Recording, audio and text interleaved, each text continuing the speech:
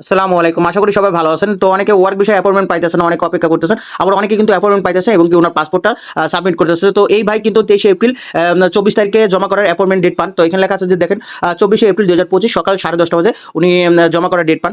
তো মূলত 24 তারিখে উনি জমা করতে পারে না কারণ কি উনি মালয়েশিয়ায় ছিল। তো মালয়েশিয়ায় থাকার কারণে কিন্তু উনি 29 তারিখে মানে আজকে জমা করছে। তো উনার অ্যাপয়েন্টমেন্টের মেইল করছিল মানে অ্যাপয়েন্টমেন্টের জন্য মেইল করছিল যে আপনার 16 মার্চ 2024 সালে অ্যাপয়েন্টমেন্টের জন্য মেইল করছে। মানে 24 তারিখে জমা দেওয়ার ডেট পান কিন্তু 29 তারিখে উনি জমা দেয়। কিন্তু এই ভিডিওটা মূল কারণ ছিল যে অনেক আছে যে ধরেন আজকে 29শে এপ্রিল তো আজকে অ্যাপয়েন্টমেন্ট ডেট পাইলেন যে কালকে জমা দেওয়ার ডেট। তো এখন একদিনের মধ্যে এক্সপিরিয়েন্স সার্টিফিকেট, ডিফর্ম, তারপর নুলুসটা তো এই আনুষঙ্গিক ডকুমেন্ট জোগাড় করতে আপনাদের অনেক সময় একদিন লেট হয়ে যায়।